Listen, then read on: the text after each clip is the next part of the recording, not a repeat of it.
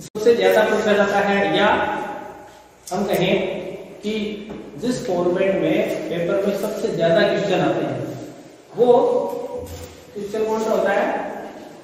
WH. कौन सा होता है? डब्ल्यूएच।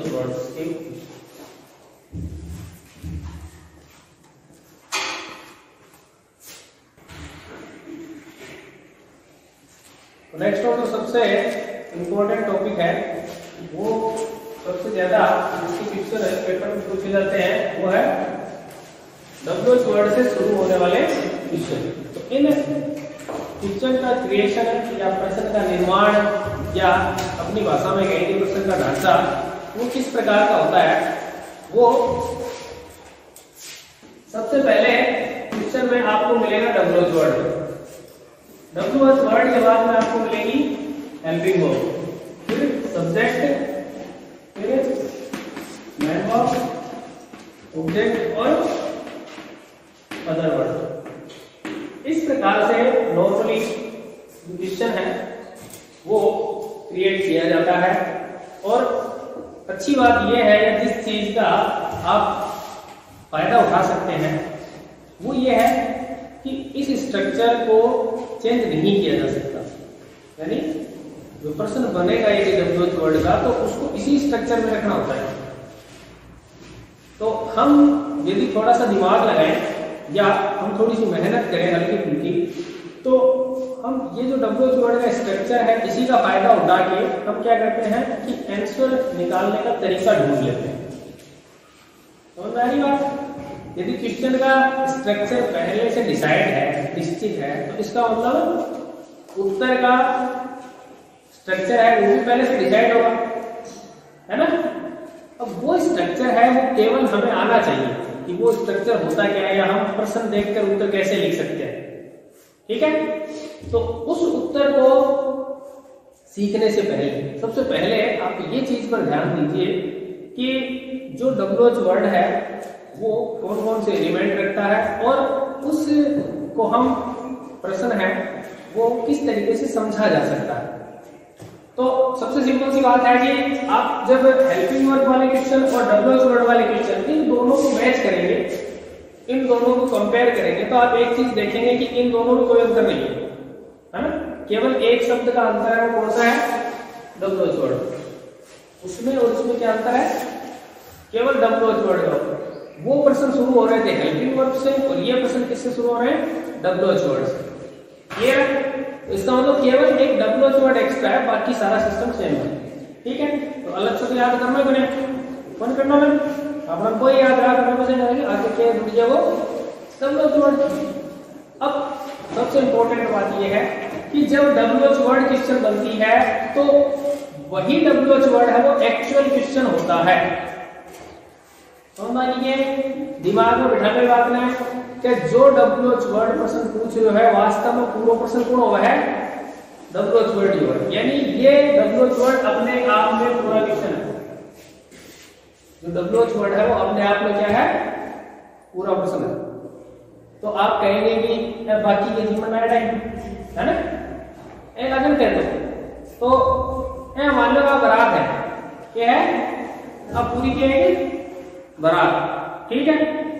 फिर वो तो हो गया, वो बरात जारी है, तो बरात में आगे आगे तो दिन है ना, तो वो तो हो गया दोनों। ठीक है? तीन है, चार जना है, कहीं है कोई परिवार का सदस्य है, कोई दूल्हा बाप है, कोई भाई है, कोई और है ना? समझ गए? लास्ट में अदरवर्ड है, बस ध्यान दीजिए बरातिया है ना, बरात में डिमांड कर रहे हैं ये बात है अदरवर्ड। ठीक है? अदरवर्ड समझ में आ गई है? तो इसका मतलब पूरी कहानी के ऊपर डिपेंड कर रहा है केवल डब्ल्यूएच वर्ड। तो पूरा प्रश्न डब्ल्यूएच वर्ड होता है, बाकी ये जो एलिमेंट है ये प्रश्न बनाने में सहायक होते हैं। डब्ल्यूएच वर्ड के बाद में देखिए एलिमेंट बची बस सारी क्या ही केवल प्रश्न बनाने में सहायता करने के लिए आती है। मैन प्रश्न कौन होती है? WH word. और बाकी जो क्या होती है? केवल प्रश्न बनाने में सहायता करती है। तो अब इन अपन क्या करना, अपना तो आप लोग काम काटना है ना। तो आपको लालच क्या है कि उत्तर बढ़ जाए, क्या बढ़ जाए, कैसे भी करके क्या बन जाएगा, उत्तर बढ़ जाएगा। तो जैसे ये बाकी के जो एलिमेंट है बरातिया है ना, बरातिया जगह ही प्रश्न बनाने में सहायता कर जाए, तो हम हमें बुरा के लिए मिलेगा, उत्तर बनाने में इनकी सहायता ले लें। समझ में आई? तो दो चीज आपने सीखी इंपॉर्टेंट सी, क्या ये WH वर्ड मैन होता है, सारा प्रश्न इसी का होता है, बाकी जो एलिमेंट होते हैं वो केवल किस लिए आते हैं, सहायता के लिए आते हैं। ठीक है, और हम क्या करेंगे, उत्तर बनाते समय केवल उत्तर किसका देंगे, केवल WH वर्ड का उत्तर दिया जाएगा। उत्तर भी किसका दिया जाएगा, केवल WH वर्ड का ही उत्तर दिया जाएगा। बाकी ये जो है, ये जिस प्रकार से प्रश्न बनाने में सहायता कर रहे थे, है ना, अपन क्या करेंगे, इनको थोड़ी रिश्वत देके और उत्तर बनाने में सहायता लेंगे। समझ में आ गई ना बात? क्लियर? थोड़ा सा दिमाग लगाओ, थोड़ी सी मेहनत करो, सिंपल सा तरीका है। जो प्रश्न बनाने में सहायता कर रहे थे वो उत्तर बनाने में भी सहायता करेंगे। वास्तविक उत्तर केवल किसका दिया जाता है, WH। क्लियर है? एक शब्द को उत्तर देना है और बाकी ने अपना क्या करना, रिश्वत देके ये प्रकार बुढ़ा बुढ़ के कट लिया होगा क्या उत्तर। समझ आ गई? अब हम तो उड़ा लिया, मान लिया डेयरी मिल्क देती, कोई चॉकलेट देती, उड़ गया है ना, हर कर दिया, उत्तर भी आओ। अब पर वो बाबू क्या माने है, वो कौन माने ना, तो ई बाबू ने बनाने के लिए कैसा है, हाँ अच्छा इन बनाने के लिए चाहे उत्तर, ये चाहे उत्तर, इसके लिए तो कोई चॉकलेट, डेयरी मिल्क, आइसक्रीम के काम होता है, इन बनाने के लिए चाहे हमें उत्तर चाहिए, इनको आंसर देना ही पड़ेगा। तो इस WH वर्ड का आंसर दिया जाएगा। ठीक है, हाँ बिल्कुल, चिंता सही हो रही है, क्या चिंता है, उत्तर ले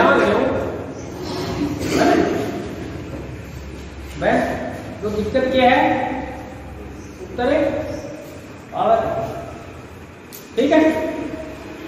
अब बेटा दो दिक्कत आवा था सामने ना, ये बताओ और मत बताओ, सारे कैसे कोई सामना, दो मेन प्रॉब्लम आप प्रश्न देखते हैं। तो पहली बात तो उत्तर हो सीखे, है ना, तो दूसरी बात मेरे पूछो को उत्तर आ भी जाए, है ना, तो वो उत्तर लिखा कैसे जाएगा। दो मैन तो बड़ी राक्षस है ना, मैं डर लगेगा क्या को, पहली बात तो उत्तर क्या होगा, और दूसरी बात उत्तर लिखा कैसे, है ना, दो प्रॉब्लम है। तो आ दोनों को ही अपन क्या करना, तो तरीको गाड़ी है ना, वो तरीका आप थोड़ा सा ध्यान से पढ़े, आराम से समझ में आ जाएगा, कोई अलग से नहीं जाना, आप सभी जानते हैं, केवल उस चीज को आज तक आप ढूंढ नहीं पाए। तो देखो, है ना, चिंता हुई है, चिंता मत करो, दुखी मत हो, हर चीज की दवाई बड़ा है, केवल दिमाग होता है, दवाई हर चीज की है, ये कोई चीज को नहीं की दवाई नहीं है, तो चिंता करने की चीज को नहीं, चलो हल्के की दवाई बता दी, ज्यादा चिंता वाली है ना, कोई खाने की दवाई बता। अभी देखे हैं कि WH वर्ड को ही उत्तर देना है, बाकी तो बनाते हैं, है ना, तो WH वर्ड है उसका ही उत्तर है। ठीक है, तो हर WH वर्ड का उत्तर पहले से निर्धारित होता है, हर WH वर्ड का उत्तर पहले से निर्धारित होता है। बढ़िया काम हो रहा है। दूसरी और भी चौथी बात कि उस उत्तर को लिखना कहां है, कागज में आप लोग कॉपी में लिखना पड़ेगा ना उत्तर बोर्ड में, तो देवताओं क्या है, वो काम हो गया कि WH वर्ड को उत्तर पहले से बेरोना बनाना, है ना, एक, और दूसरों भी उत्तर में लिखनो बने, वो भी आवरण बेरोना है ना, बढ़िया काम करने जाएगी, है ना, हाँ फिर बाबा हो जाओ, ठीक है, हम तो भविष्य लिखना आ जाए, तगड़ा बाबा बढ़ जाओ देखो, है ना? कोई तो पुरुषों बढ़ जाए, कोई पुरुषों ठाठा बाबा बढ़ के बैठ जाओ, तो विषय देखा आज हो जाओ ना। हाँ, तो ये दो चीज सीख लो, सही में इसका बाबा बढ़ जाओ। WH वर्ड को पहले से कौन सा उत्तर होता है और उस उत्तर को वाक्य में लिखना था, ठीक है? आपा मैंने अपनी तरफ से आपको नामकरण करती हो। WH वर्ड का जो पहले से निर्धारित उत्तर होता है उसको हम बोलेंगे पर्टिकुलर आंसर, पर्टिकुलर आंसर, ठीक है? और ई उत्तर में सेंटेंस में लिखनो करना है, बाकी तो निर्धारित होगी ना। मैं तो आज बोलूंगा डायरेक्ट नहीं जाऊं, उत्तर वाक्य में लिखा कहां जाएगा, है ना? उसको हम बोलेंगे particular place of answer, particular place of answer. दो चीज सीख लिया बेटा, दो सबसे इंपॉर्टेंट चीज है। पर्टिकुलर आंसर, एक तो कोई भी WH वर्ड है उसको देखकर उसका उत्तर का हम पहले से अंदाजा लगा लें। दूसरा, उस उत्तर को लिखा कहा जाएगा, ये चीज हम पता कर ले। ये दो चीज पता कर ली तो फिर आप किसी भी प्रश्न से डरने की जरूरत नहीं है, किसी भी क्वेश्चन से डरने की जरूरत नहीं है। आप प्रश्न को देखते ही उसका उत्तर है वो अपने आप डिसाइड कर पाएंगे। और सबसे इंपॉर्टेंट बात, आप उस उत्तर को कॉपी में लिख पाएंगे। समझ में आई बात? क्योंकि क्वेश्चन की स्टार्टिंग है, यदि ग्रामर का थोड़ा सा आप हेल्प करेंगे तो ग्रामर की थोड़ी सी हेल्प ले लो, फिर आपको अपने आप पता चल जाएगा कि प्रश्न से ही उत्तर लिखा जाता है, प्रश्न से ही उत्तर लिखा जाता है। क्लियर है? सगळं राजी होले? चप्पा बाबा बडसो, हां तो बडसो। क्लियर? दो चीज सीख लिया आपने, थोड़ी सी पर्टिकुलर आंसर और पर्टिकुलर प्लेस ऑफ आंसर, ठीक है?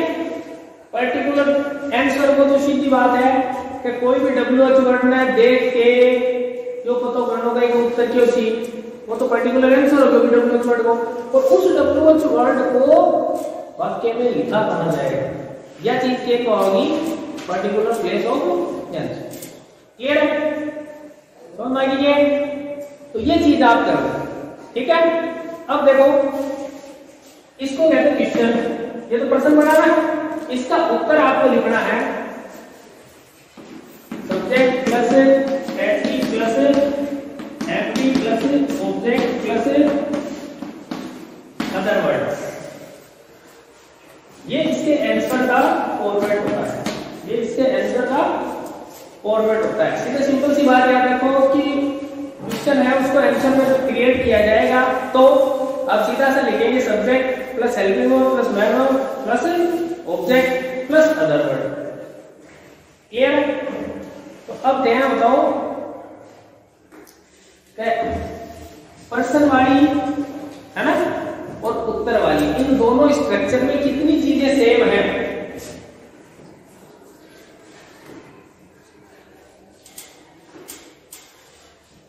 मिल रही है सारी चीजें? शाबाश। इनको मतलब इनको छोड़ दें तो बाकी चीज सभी के ही सेम है, ठीक है?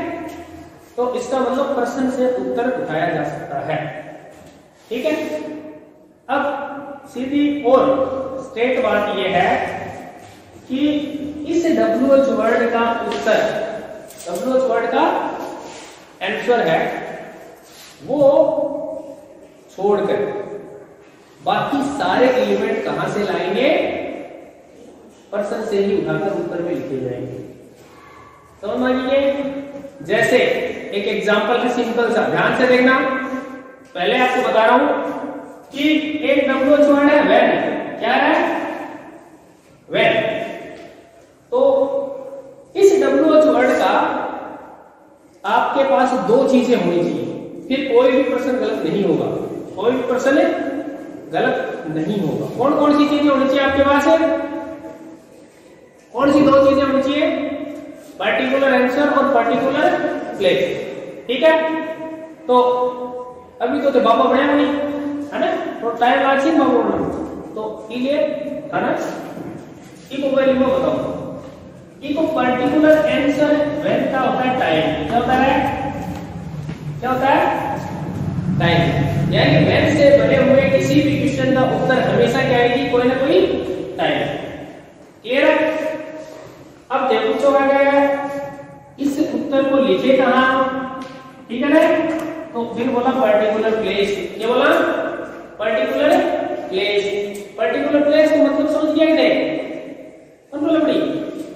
पर्टिकुलर प्लेस का मतलब है उत्तर दे इटैलिक्स को हो, है ना? एक उत्तर इटैलिक दास है, दो उत्तर इटैलिक दास है, तीन उत्तर इटैलिक दास है, चार। कितनी जगह होगी? कितना घर हो गया? तो उत्तर है मान लो मेहमान है, उत्तर कौन है? मेहमान। और एक उत्तर है चार घर में से एक घर में बसेरो देना रात में, ठीक है ना? रोटी पकवानी है 15 की, ठीक है ना? और चार घर में से एक घर में बिना रात बसेरो देना, ठीक है ना? तो उत्तर यहां आ सकती है, यहां आ सकती है, यहां आ सकती है या यहां आ सकती है, ठीक है? ये चीज कौन बताएगा? वो बताओ पर्टिकुलर प्लेस कौन बताएगा? तो टाइम का पर्टिकुलर प्लेस होता है अदर वर्ड। कौन होता है? Other word. समझ में आई बात? हाँ?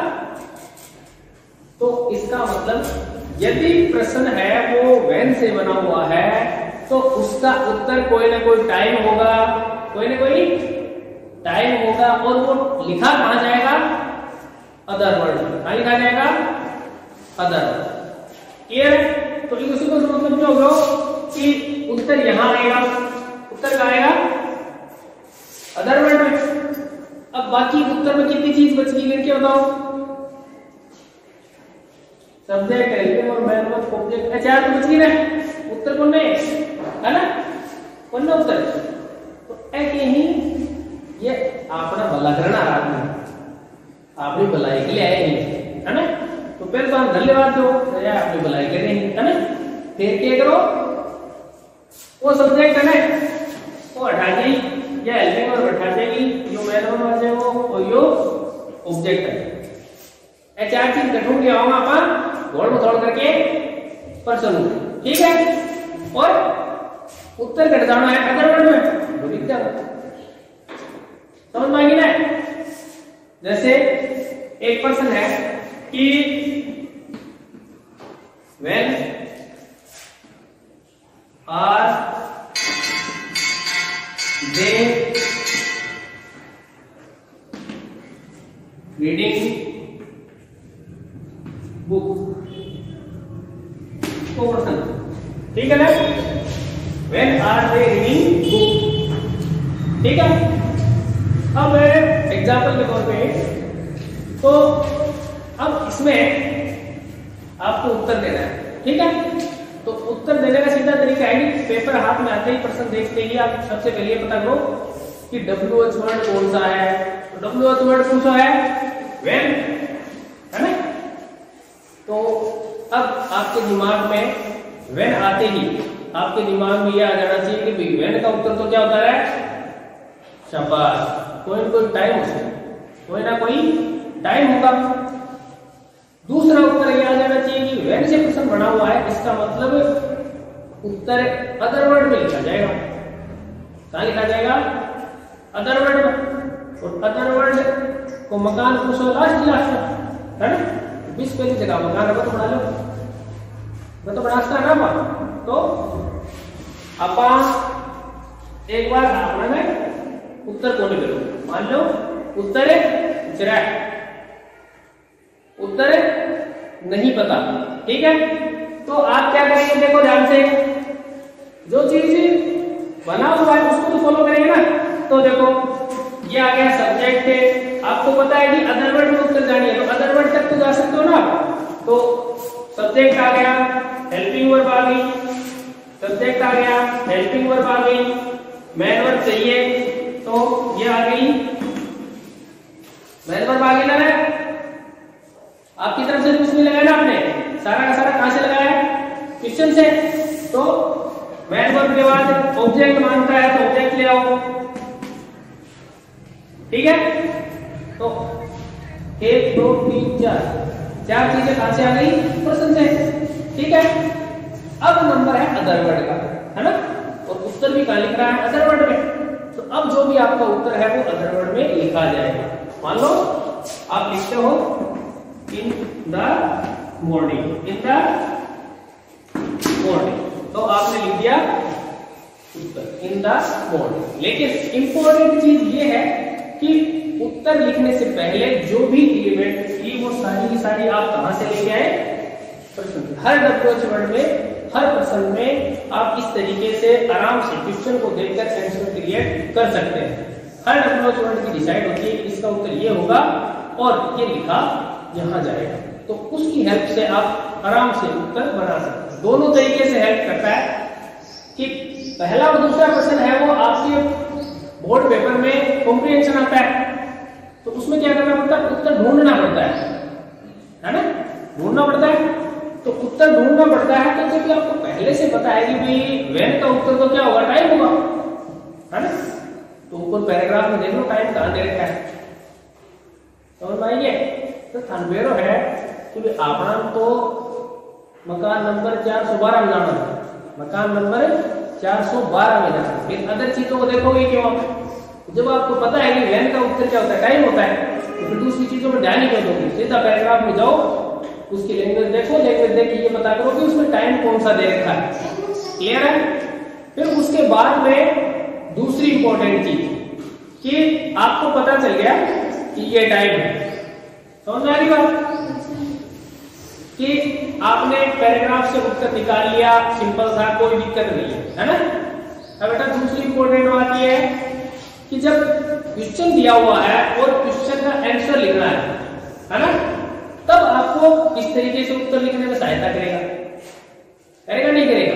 पहली बात तो उत्तर आप लिख सकते हो और उसके बाद आप क्या करते हो, उस आंसर को आप अपनी कॉपी में राइट कर सकते हो। यानी दोनों तरीके से आपकी हेल्प करेगा, चाहे उत्तर ढूंढना हो चाहे उत्तर लिखना हो। क्योंकि सबसे जो बड़ी दिक्कत आती है, या बच्चे तो सबसे ज्यादा शिकायत करते हैं, वो ये कहते हैं कि सर उत्तर लिखना नहीं आता, प्रश्न समझ में नहीं आता, है ना। तो इन दोनों प्रॉब्लम की सॉल्यूशन है आपका ये सीधा सिंपल की हर WH वर्ड का पर्टिकुलर आंसर याद करो, पर्टिकुलर प्लेस याद करो, फिर उसके बाद में उत्तर को लिखने का फॉर्मेट है उसको कंठस्थ कर लो कि ये फॉर्मेट इस तरीके से मेरे को उत्तर से लिखना है, पर्सन से कितनी सहायता मिलती है पर्सन से लिखूंगा, बाकी उत्तर की जगह उत्तर को लिख दिया जाएगा, बाकी सेम क्वेश्चन, क्लियर है। अब है यहां तक कोई दिक्कत नहीं है, इजीली कर सकते हो, कोई प्रॉब्लम नहीं है। फिर उसके बाद में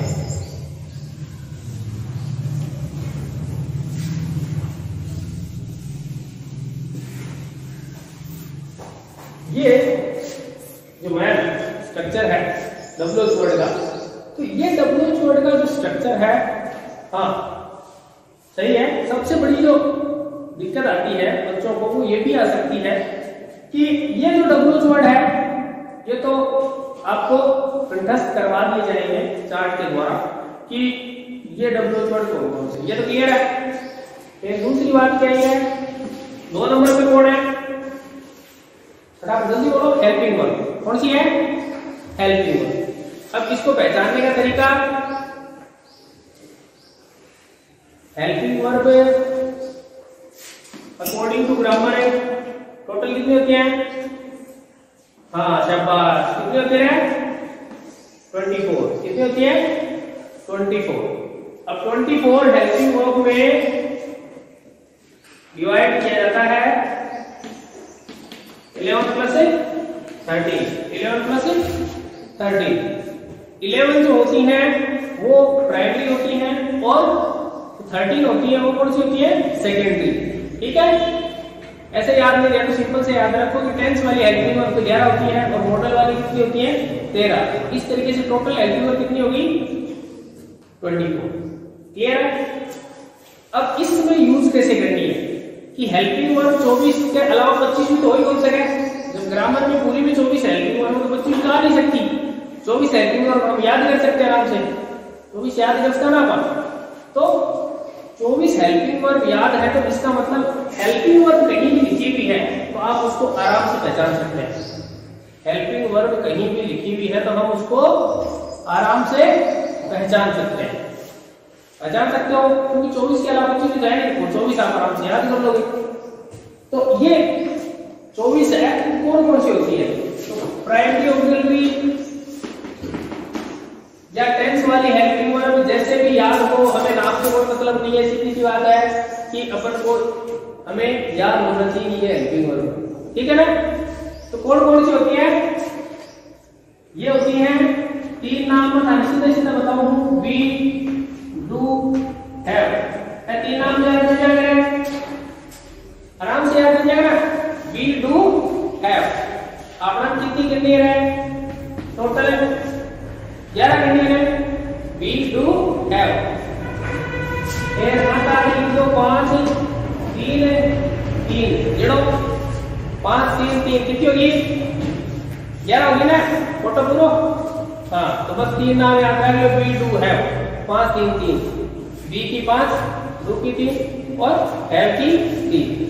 अब है याद रख, हमको दिक्कत बोलो आराम से याद रखिए। बी की तो है इज, आई, एम, एस लगाएंगे जो वाज और वर, याद रखिएगा। तो एक कितनी होगी जोड़ो 5, यहाँ कितनी लिखी है 5। दूसरी देखो डू क्या कितनी लिख रखी है आपने 3, तो देखो डू डन से एस लगाओ, डिड। ऐसे ही इसमें लिखो हैज,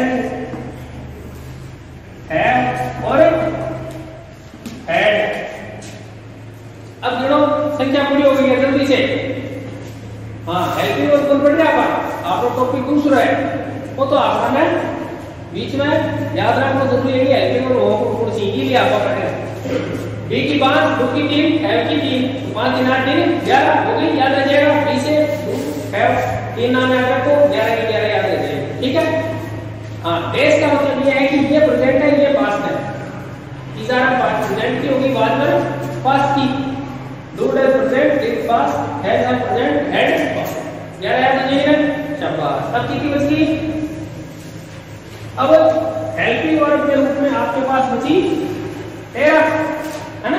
मानो खाना एक काम याद करवाया हूं मैं, मॉडल काम याद कराया मैं। तो मॉडल कितना है 13, हेल्पिंग वर्ब मॉडल कितनी होगी 13, है ना।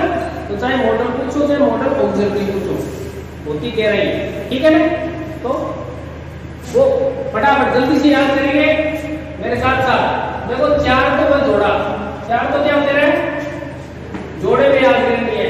मैं, might, can, would, shall, would, हाँ देखो 4 गाने एक दिन में, और विल है वुड। कितनी होगी 4 4 8 हो गई ना। टोटल कितनी घड़ियां आना है 13, 8 याद करो जोड़ा में। Can, would, may, might, shall, would, will, would याद रह जाएगी। फिर उसके बाद में आप 8 के अलावा याद करेंगे और टू, मस्ट, डेयर, नीड। दो भी जोड़े में याद कर लो, और टू, मस्ट। तो 8 को 10, नीड और डेयर 10 तो 12। तो एक इधर लिखी जाएगी वो है यूज टू। कौन सी है यूज। इसको इधर इसलिए लिखा जाता है क्योंकि हमेशा ही पास्ट सिंपल में यूज होती है। इसमें यूज होती है पास्ट सिंपल में। तो 8 आपने पेयर में याद की, 8 याद हो गई। 2 आप याद करेंगे डेयर नीड, ये हो गई 10। फिर 2 आप याद करेंगे और टू मस्ट 12। तो 1 आप याद करेंगे यूज टू, स्पेशल है क्योंकि हमेशा पास्ट सिंपल में यूज होती है। तो इस प्रकार से टोटल कितनी होगी 13, ठीक है। 13 पहले आपने याद की 11, कितनी होगी पूरी 24। इन 24 के अलावा 25 भी आपको इस जगह पर नहीं मिली। इन 24 में से ही कोई सी ना कोई सी एक मिल सकती है। 25 भी मिले और 24 आप याद कर ली तो आप देखते हैं पहचान लेना कि यह हेल्पिंग वर्ब है। हेल्पिंग वर्ब के अलावा कोई चीज है ना। फिर अगला जो मैटर है वो क्या है, ये क्या है सब्जेक्ट। सब्जेक्ट है तो सब्जेक्ट कौन बन सकता है? सब्जेक्ट कौन बन सकता है? तो सब्जेक्ट की 3 क्वालिटी हो, सब्जेक्ट की 3 क्वालिटी हो। 3 क्वालिटी का मतलब क्या? तो आपको है कौन है सब्जेक्ट बनाने है कौन बनाता है ना? सब्जेक्ट बनाने के लिए 3 क्वालिटीज होती है। वो तीनों क्वालिटीज हैं, सिंपल फटाफट याद रख लेंगे जिससे कि हम पहचान सके कि हाँ यही सब्जेक्ट है। वो 3 क्वालिटीज होती है कि जो भी सब्जेक्ट बने और सबसे ज्यादा जो सब्जेक्ट बनता है वो बनता है डूअर से। किससे बनता है? डूअर से। डूअर यानी वाक्य में कोई काम हो रहा है और जो काम करने वाला वो क्या बन जाएगा? सब्जेक्ट बन जाएगा। फिर दूसरा बनता है सब्स्टिट्यूट सब्जेक्ट। क्या बनता है? Substitute subject. सब्स्टिट्यूट का सब्जेक्ट का मतलब होता है कि वाक्य में करता है, वाक्य में करता नहीं है।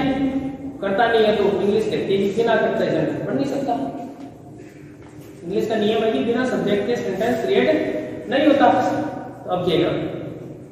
उदाहरण लाओ, है ना? क्रिकेट में क्या करोगे? क्रिकेट में कौन है तो कुछ खेल की गेम, कोई खिलाड़ी की टांग को टूट गया, है ना, चोट लग गया, तो 10 ही खेलेंगे में एक जगह ने क्रिकेट की उदाहरण ले लो। उसको इंग्लिश में कहते हैं सब्स्टिट्यूट प्लेयर। क्या बोलते हैं? Substitute player. ठीक है, तो अपन खिलाड़ी तो ले रहे हो, खिलाड़ी तो नहीं ले रहे ना, अपन क्या उधार ले रहे हैं? सब्जेक्ट। आपने किया कंप्यूटर सब्जेक्ट, तो उस कर्ता के स्थान की पूर्ति के लिए जो सब्जेक्ट आएगा उसको बोलेंगे सब्स्टिट्यूट सब्जेक्ट। और सब्स्टिट्यूट सब्जेक्ट के रूप में ग्रामर के पास 2 ऑप्शन है, एक तो है देयर और एक है इट। ये 2 ऑप्शन है, देयर और इट। जब कर्ता नहीं होता तो आप देयर या इट का प्रयोग कर सकते हैं। उसमें भी स्पेशलाइजेशन है कि टाइम और वेदर, टाइम और वेदर इससे संबंधित जो होती है उनमें इट का प्रयोग किया जाता है सिंगुलर हेल्पिंग वर्ब में, सिंगुलर हेल्पिंग वर्ब में। और देयर है वो ऑब्जेक्ट के अकॉर्डिंग हेल्पिंग वर्ब लेता है, ये खुद इफेक्ट नहीं कर पाता। ये सब्स्टिट्यूट सब्जेक्ट के रूप में इसका यूज किया जाता है। फिर तीसरी क्वालिटी होनी चाहिए कि भाई काम हो रहा है ना, जब काम हो रहा है तो काम हुआ जब तो देखे करके काम करेंगे नहीं करता बना दो, है ना। काम है तो काम करने वाला ही सेंटेंस का क्या बन जाए? करता बन जाए। जैसे मैं पढ़ा रहा हूं, है ना, तो पढ़ाने का काम कौन कर रहा है? मैं कर रहा हूं। तो इस वाक्य का सब्जेक्ट कौन पढ़ेगा? मैं। उसी तरीके से दूसरा एलिमेंट है वहां जहां करता है, करता है। जैसे कि क्लास में 50 विद्यार्थी हैं, 50 करता किसको पढ़ाएं? सब्जेक्ट नहीं है ना, तो हम सब्स्टिट्यूट के रूप में यूज कर लेंगे देयर का। इसका यूज कर लेंगे देयर का। There are 50 students in the class. ठीक है, लेकिन कहां किया जाएगा? जहां पे सब्जेक्ट न। तीसरी जो चीज है जिससे कि आप क्या बनाते हैं? कर्ता बनाते हैं, वो होता है मैन एलिमेंट। क्या होता है? Man element. एक पहला तरीका, दूसरा तरीका और तीसरा तरीका। तीसरा तरीका तब लगता है जब कर्ता तो है ना, लेकिन काम नहीं कर रहा, तुम्हारी तरह निठल्ला है ना। वो करता तो काम करो ना, काम कर रहे हैं तो फिर तो काम करो तो करता बना दियो। दूसरों कह पाओ करता ही नहीं, तो करता कौन? तो सब्स्टिट्यूट लिया होगा, बिन बोलते हैं सब्स्टिट्यूट सब्जेक्ट। तीसरा है कि करता तो है पर ये कौन कर रहे हो? काम कौन कर रहे हो? तो मतलब डूअर तो नहीं है ना। तो जिस वाक्य में काम नहीं होता उस वाक्य के मेन एलिमेंट को क्या बना दिया जाता है? सब्जेक्ट। समझ में आ गई ना? जैसे कहा जाए कि हमारे प्रिंसिपल का नाम सुरेश है, हमारे प्रिंसिपल का नाम सुरेश है ना। तो इस वाक्य में किस चीज को आप मेन एलिमेंट कहेंगे? फिर भी समझ में नहीं आवा तो यह ध्यान रखिए कि वाक्य में जिसकी बारे में सूचना दी जा रही है, वाक्य में जिसके बारे में सूचना दी जा रही है वही उस वाक्य का मेन एलिमेंट है। क्लियर? ठीक है ना? बढ़िया याद रखिए वो कि वही रोहित शर्मा क्रिकेट का कप्तान है, क्रिकेट टीम का कप्तान है। रोहित शर्मा क्रिकेट टीम का कप्तान है। तो वाक्य की के बारे में बता रहे हैं रोहित शर्मा को क्या बना दो? सब्जेक्ट। मैं कप्तान बना दो, सब्जेक्ट बना दो। तो बस तो देश को कप्तान बनाना है मैं, सब्जेक्ट तो बनाओ। तो ये हो गया तीनों तरीके से सब्जेक्ट। ठीक है? और तो सब्जेक्ट बनाने को तरीको है ना? सब्जेक्ट में आगे कैसे क्या है? क्या तो नाउन आओगी, क्या प्रोनाउन आओगी। या तो नाउन सब्जेक्ट में मिलती है या क्या मिलती है? प्रोनाउन। यानी क्या तो श्रृंगार के सर्वनाम। ठीक है ना? क्या तो राम मिलम और क्या ही मिलम, क्या स्टूडेंट्स मिलम और क्या मिलम। समझ में आएगी? नाउन या प्रोनाउन में से कोई एक चीज आपको कहां मिलती है? सब्जेक्ट। क्लियर? ये सारा है। तीसरी दिक्कत उसका है तो मैन वर्ब का क्या पहचान, पहचान कैसे करें मैन वर्ब, है ना?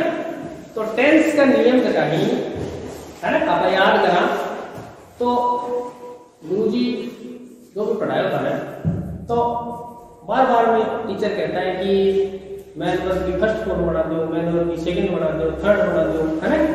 आईएनजी लगा दो, एचएनएस लगा दो, है ना? तो बापड़ी को मैन वर्ब की तो लेते हैं, कभी फर्स्ट बनाती, कभी सेकंड, कभी थर्ड, कभी एचएनएस, कभी आईएनजी, है ना? मार के लेती है ना? बार बार में किस आगे आया काम फॉर्म किसकी चेंज कर रहे थे बार बार? मैन वर्ब की। तो कितना नाम लिया मैं याद रखो, first form, second form, third form, तीन तो ये हो गया एस और आईएनजी। किम लगे मैन वर्ब में। शाबाश। अभी उल्टो कर लो, जिसमें लगे हुए हैं वो क्या है? मैन वर्ब है। तो आई पहचान होगी कि ए पांच काम की सागा वो है मैन वर्ब का सागा, तो ए काम की सागा वर्ड है नहीं, बाकी वर्ड की थारी मैन वर्ब। यदि वाक्य में लगा हुआ है पहले से तो उसको पहचान लोगे आप आराम से कि प्ले है ना? आपके सेंटेंस में लिखा हुआ प्लेइंग, क्या लिखा हुआ? प्लेइंग। क्या जरूरी है? आईएनजी। तो मैन वर्ब है प्ले, आईएनजी जो भी वो दिया मैन वर्ब। क्लियर? फिर है ये चौथी चीज ऑब्जेक्ट। ऑब्जेक्ट को पहचानने का सीधा सा तरीका है कि जो भी आपका डूअर काम करेगा, कौन? ये डूअर, आपका डूअर काम करेगा वो होगी मैन वर्ब। जैसे मैंने काम किया पढ़ाने का, है ना? तो मैन वर्ब क्या होगी? मैं करता पढ़ाना क्या होगी? Man verb. क्लियर है? अब पढ़ा किसको रहा हूं? आपको। तो आप क्या हो गए? ऑब्जेक्ट। यानी मैन वर्ब के द्वारा डायरेक्ट इफेक्ट जो होगा वही ऑब्जेक्ट होगा। तो मैं आपको पढ़ा रहा हूं मींस आप इफेक्ट हो गए, तो आप क्या बन जाएंगे? ऑब्जेक्ट। क्या पढ़ा रहा हूं? इंग्लिश। इंग्लिश क्या बन जाएगी? ऑब्जेक्ट। क्लियर? क्या पढ़ा रहा हूं? इंग्लिश, तो इंग्लिश बन गई ऑब्जेक्ट। किसको पढ़ा रहा हूं? आपको, स्टूडेंट्स को, तो आप भी क्या बोलो? ऑब्जेक्ट। सीधा सीधा सिंपल याद रखो, क्या किसको का उत्तर ऑब्जेक्ट होगा? क्या किसको इन दो का जो भी आंसर आएगा, क्या किसको इन दो का जो भी उत्तर आएगा वही आपके लिए क्या हो रहा है? ऑब्जेक्ट। यदि सिंपली याद नहीं गए या अब याद करने का इतना टाइम नहीं है तो दो नाम याद रख लो, क्या किसको इन दोनों का उत्तर आपके लिए क्या होगा? ऑब्जेक्ट। क्लियर? फिर इस आगे के लिए क्यों पड़े? अदर वर्ड लिखा हुआ मैं बराबर कोई मतलब नहीं। ठीक है ना? प्रश्न में लास्ट में होते हैं, उत्तर में भी लास्ट में। प्रश्न में आपने कर दिया लास्ट में, तो आपने उठा के रख देगा लास्ट। समझ में आ गई बात? तो ये इतना सिंपल सा तरीका है। पहचान आपको सभी की बता दी गई है, इस तरीके से हम पहचान लेंगे। और फिर उसके बाद में भी समझ में नहीं आए तो आप सिंपल सी बात ध्यान में रखो कि पापा मारवाड़ी जुगाड़ लगाओ। क्या लगाऊंगा? मारवाड़ी जुगाड़ पहचान लो। देखो क्या लिखा, ये WH वर्ड हमें याद रहेंगे, ये WH वर्ड है, पहचान लेंगे। हेल्पिंग वर्ड हम आराम से पहचान लेंगे, ठीक है। मैन वर्ड खान बता दी, सब्जेक्ट खान बता दियो, फिर भी याद नहीं रहे तो वहां का नंबर याद रख लो। क्या हेल्पिंग वर्ब और मैन वर्ब के बीच में कौन रेस्ट है? हेल्पिंग वर्ब और मैन वर्ब के बीच में हमेशा कौन रहेगा? सब्जेक्ट रहेगा। तो ध्यान में रखना, subject helping verb man verb के बीच में मिलेगा, और हेल्पिंग वर्ब और मैन वर्ब के बीच में जो पड़ा है वो सारा सब्जेक्ट अनुमानिए। एक शब्द में, दो में, तीन में, चार में, पांच में, जितने भी शब्दों में पड़ा है वो पूरा का पूरा आपके लिए क्या है? सब्जेक्ट। हर काम कठाओगे बेटा, ये काम आएगा, इस सब्जेक्ट को उठा के कहां लाओगे? उत्तर में लाओगे कि लाओगे रे? उत्तर में लाना पड़ेगा ना, तो पूरे को लाना। हेल्पिंग वर्ब और मैन वर्ब के बीच में जो पड़ा है वो सारा सब्जेक्ट है, उत्तर में पूरे को पूरे लेके आएंगे, तब जाके आपका सब्जेक्ट होगा, ठीक है। हेल्पिंग वर्ब 24 के अलावा कोई शुभ बने 25 ही तो कोई होने। हेल्पिंग आराम से पहचान लेंगे, मैन वर्ब को हर तरीके को बता दियो। अब क्रम याद रखोगे, आ दोनों के बीच में कौन होता है? Man verb. आ दोनों के बीच में कौन होता है? सब्जेक्ट, ठीक है। फिर हेल्पिंग वर्ब के बाद सब्जेक्ट होता है, मैन वर्ब से पहले सब्जेक्ट होता है, सब्जेक्ट के बाद मैन वर्ब होती है, मैन वर्ब के बाद ऑब्जेक्ट होता है। नहीं याद है, ठीक है ना। मैन जो सबसे इंपॉर्टेंट है उत्तर का, तो वो है सब्जेक्ट। कौन है? सब्जेक्ट। सब्जेक्ट पहचान लोगे तो उत्तर अपने आप क्लियर हो जाएगा। समझ में आ गई बात? ठीक है।